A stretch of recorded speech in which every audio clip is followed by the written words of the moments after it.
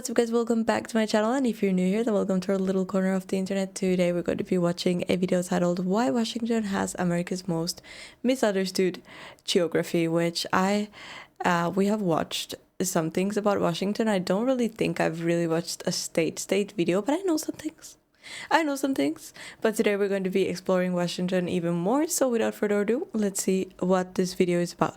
What if I told you that the state famous for its endless rain actually grows the majority of the country's apples in a dry desert? Or that the westernmost point of the lower 48 isn't in California or Oregon, but hidden inside the contiguous US's only temperate rainforest? Welcome to Washington.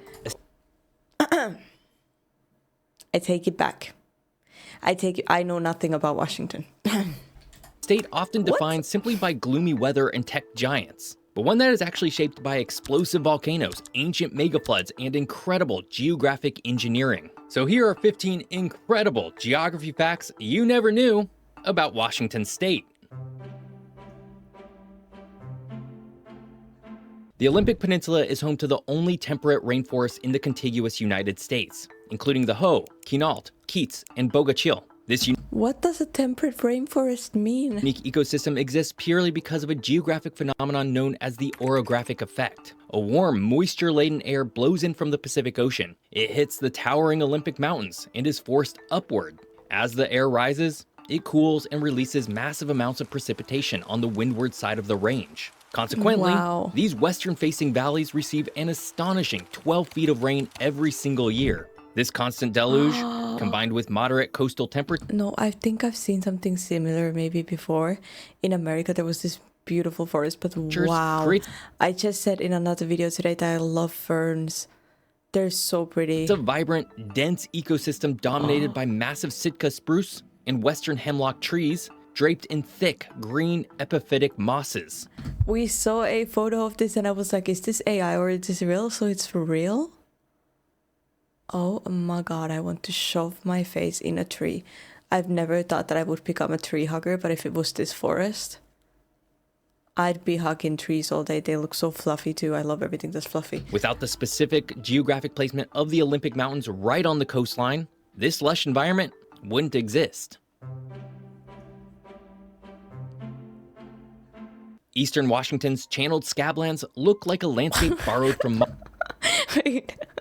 Wait, what? Wait, okay. Oh my god, I've watched so many videos about America that I'm like, you know, like I'm just excited to watch like more things, but this is actually like... Eastern... What is that? What is that? How does that even come to be? Washington's channeled scablands look like a landscape borrowed from Mars, formed by some of the most violent geological events in Earth's history.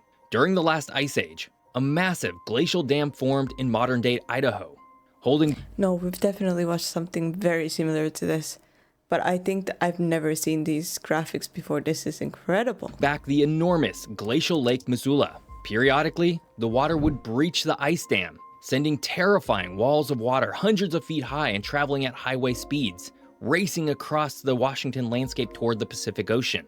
These catastrophic floods occurred dozens of times. The sheer force of the water scoured away the deep topsoil and tore into the underlying volcanic basalt bedrock.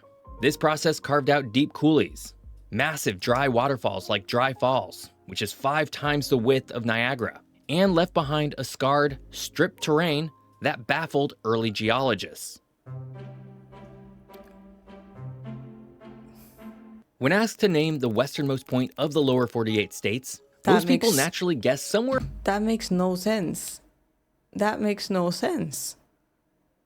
That makes absolutely no sense. You can see that it's... Is the map like somehow like, you know, like... I don't know. ...along the expansive coastlines of California or Oregon. However, geography trivia enthusiasts know that the true answer is Cape Alava, located in Washington State. Situated on the remote, rugged coastline of the Olympic Peninsula within Olympic National Park, reaching this geographic extreme requires a 3-mile hike through dense coastal forests on a boardwalk trail. The cape juts out into the Pacific Ocean just a bit further west than Cape Blanco in Oregon. The beach at Cape Alava is uniquely wild, defined by rocky sea stacks, tidal pools, and shores littered with massive driftwood logs. Wow, this video is very well made. Tossed up by violent winter storms. perfectly showcasing the untamed nature of Washington's coastal geography. Mount Rainier dominates the Washington skyline, standing at 14,410 feet. But what makes its physical geography truly terrifying and awe-inspiring isn't just its height, it's the sheer volume of ice it holds.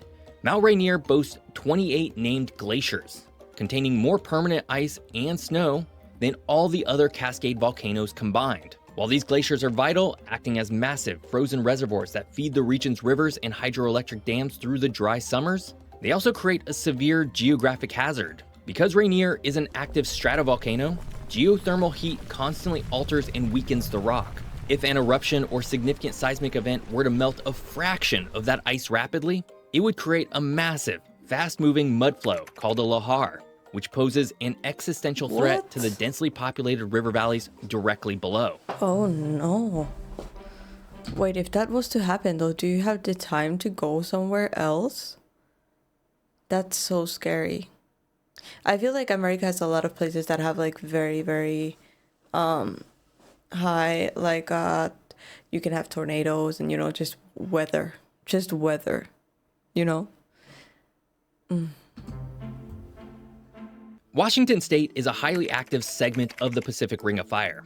Not saying that, you know, a volcanic eruption is weather, but I'm just saying that America has some of the craziest weather in some states that I've like heard of. Fundamentally shaped by the constant motion of tectonic plates. Just off the coast, the dense oceanic Juan de Fuca plate is actively subducting, or diving beneath, the lighter North American plate.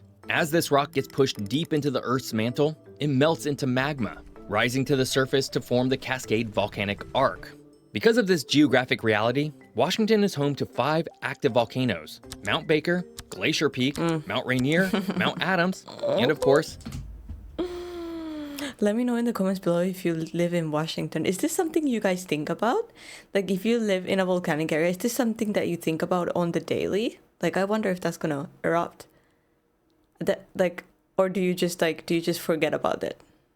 Or how does that work? Mount St. Helens. The catastrophic 1980 eruption of Mount St. Helens is a stark reminder of this volatile geography. The blast blew 1,300 feet off the mountain's summit, completely reshaping the local topography, flattening hundreds of square miles of forest, and forever altering the course of the Toutle River. We're gonna see how a simple line on a map created one of the weirdest, most isolated borders in America in just a second. But first, speaking of Washington state maps, I'm actually launching a brand new, highly detailed map of Mount Rainier today on my online map store, Maps by Jeff. In the past, managing the e-commerce side of Maps by Jeff felt like, oh, I actually love this.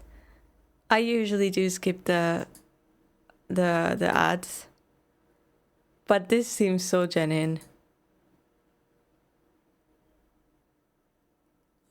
Urdu, I don't know what that is, but it's okay. It's okay. I'm sorry. One small town in Washington, geographic isolation is a daily reality, all because mapmakers in 1846 drew a straight line. Point Roberts is a geographic anomaly born from drawing lines on a map without fully surveying the land. In 1846, the Oregon Treaty established the 49th parallel as the official border between the United States and British North America, today Canada. However, mapmakers in Washington, D.C. and London failed to realize that this straight line sliced off the very bottom tip of the Sawasan Peninsula. By strictly adhering to the parallel, this small piece of land became an American exclave. Today, wouldn't that kind of like automatically become Canada though? Because, you know, it's connected. I don't know, I just think that would make sense. Residents of Point Roberts are geographically isolated from the rest of their country. To reach the rest of Washington state, by land, residents must cross an international border into Canada, drive roughly 25 miles through British Columbia, and then cross back through a second border checkpoint into the United States. The Pig War of 1859 is one of the most bizarre conflicts in North America. The fat electrician must have made a video about this, I just haven't seen it yet. A pig war? In history, entirely caused by geographic ambiguity. When the US and Britain divided the Pacific Northwest, the treaty stated the border went through the middle of the channel separating Vancouver Island from the mainland. However, there are 2 navigable channels there, leaving the San Juan Islands squarely in the middle of a territorial dispute. Both American settlers and British authorities claimed the islands. Tensions finally snapped when an American farmer shot a pig belonging to the British Hudson's Bay Company because it was eating his potatoes. This sparked a 12-year military standoff, with both countries dispatching warships and troops to the islands. Ultimately, international arbitration awarded the islands to the US, and the only... I don't think it was a pet pig, but I really like pigs. I think they're so cute. only casualty of the entire conflict was that pig. Modern Seattle sits literally on top of its own history due to a massive geographic engineering project. When Seattle was first settled, the downtown commercial district was built directly on top of the muddy, low-lying tidelands of Elliott Bay. Because it was at sea level, the area constantly flooded during high tide, and the plumbing system would notoriously back up. After the Great Seattle Fire of 1889 burned the largely wooden city to the ground, city planners saw an opportunity to fix their geographic mistake.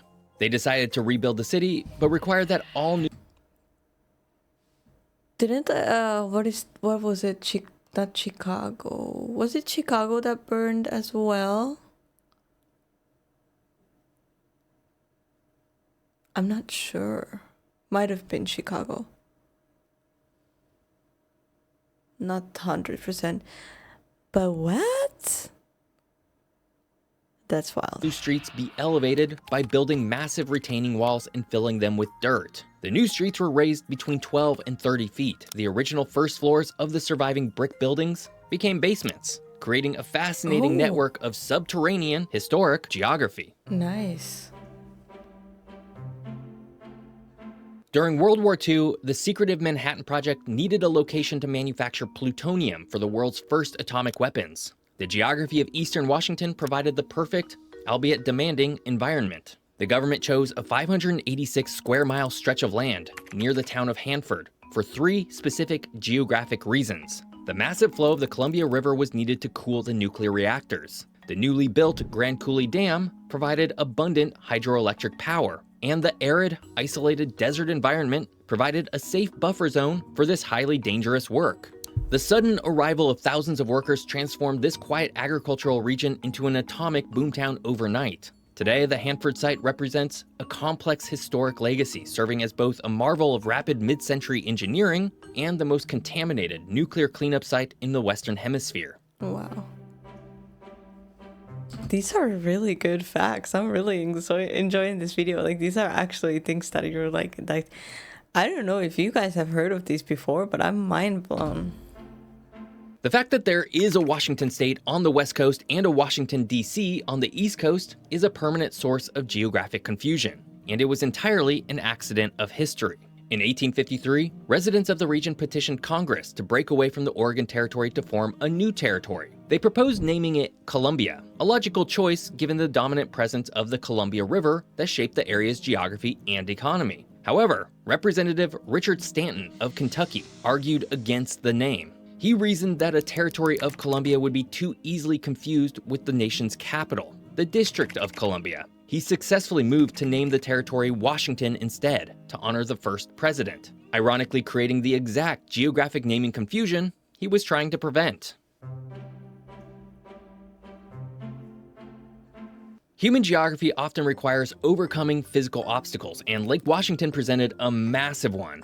As the Seattle metropolitan area expanded, engineers needed to connect the city to its eastern suburbs. However, Lake Washington is incredibly deep, and its bottom consists of deep, soft, unstable silt. Building traditional suspension bridge towers anchored to the lakebed was impossible. To conquer this geographic barrier, engineer Homer Hadley proposed building bridges that simply floated on the water, using massive, watertight concrete pontoons anchored by long cables. It was a radical idea that worked perfectly. Today, Washington State dominates this niche of infrastructure. It's home to 4 of the 5 longest floating bridges in the world, including State Route 520 Bridge, which holds the top record at over 7,700 feet long.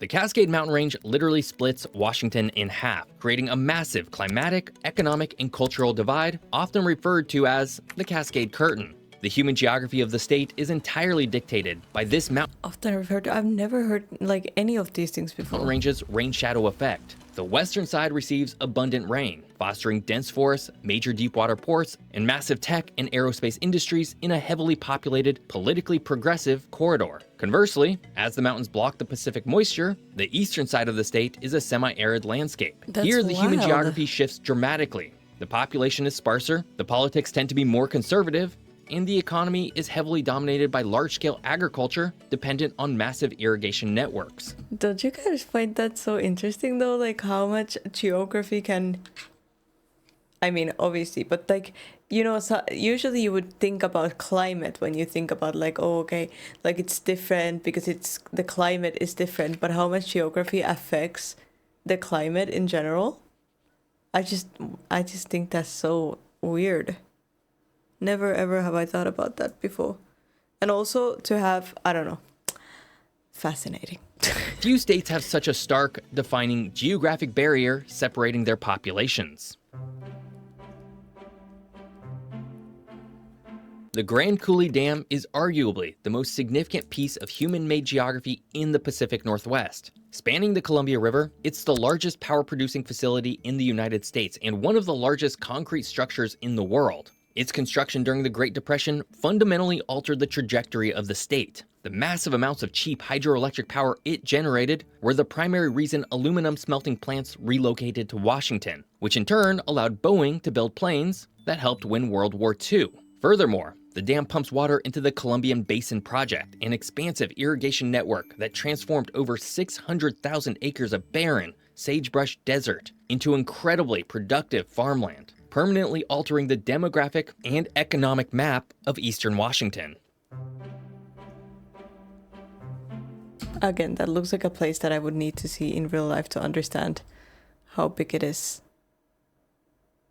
I've never understood, like I've just never understood these things anyways. Like how did humans come up with that? Like how? Oh, it must be massive. I think those over there are cars, maybe? Map of eastern Washington. Washington state produces roughly 60% of all apples grown in the United States. Yet the rainy, evergreen image most people associate with the state has nothing to do with this agricultural dominance. The state's apple industry is a triumph of human geography, altering a harsh, physical landscape. The vast majority of these orchards are located in the eastern half of the state, in areas that naturally receive less than 10 inches of rain a year. Farmers realized that the nutrient-rich volcanic soil and the region's 300 days of sunshine were perfect for growing fruit. They just needed water. By constructing extensive irrigation canals, drawing from the Columbia River and its tributaries, humans artificially transformed this high desert environment into the most productive apple growing region on the planet. I've definitely heard something about Washington and apples at some point in my life. But interesting. The Puget Sound region features a highly fragmented geography. It's a complex network of peninsulas, islands, and deep glacier-carved fjords. Because building traditional highways and bridges across these deep waterways is physically impossible or economically unviable, the state had to adapt its transportation infrastructure to the environment. The result is the Washington State Ferry system. Far from being just a tourist attraction, these massive green and white vessels act as a literal, vital extension of the state highway system. They serve as marine highways for daily commuters, commercial freight, and travelers. Carrying over 20 million passengers and 10 million vehicles a year across various routes, human geography has adapted to the water, creating the largest and most heavily used ferry system in the United States. Like with Oregon, there's this funny idea of Washington as this lush, wet, tree-covered state, but that's just a small portion of the actual state itself. If you head east, you're gonna find yourself in a much drier region than you otherwise might have thought. Speaking of Washington State, this week I'm heading to the Mima Mounds, a centuries-old geographic mystery in the middle of Washington. I can't wait to go to America and vlog everything. This channel is gonna turn into a vlog channel. No, it's not. It's not gonna turn into a vlog channel, but at least for like a week, you're just gonna get vlog after vlog after vlog after vlog, because I'm gonna vlog everything. Like, I'm gonna see, like, I don't know, I'm gonna see a rock and I'll make a vlog about it. I could literally talk about an American rock for 20 minutes. Easy. Easy. Built these things, and why are they here? And why doesn't anyone know? Come find out over on my travel channel. I hope you enjoyed learning all about Washington State. If you did, be sure to check out this video all about Argentina. Thanks for watching. See you next week. What if I found that so interesting. I really, really enjoyed that video. Like, that was so well made, and the facts were so interesting as well. I hope you guys enjoyed watching this with me as much as I did. Please leave a like, subscribe if you haven't yet, and I'll see you guys in the next video.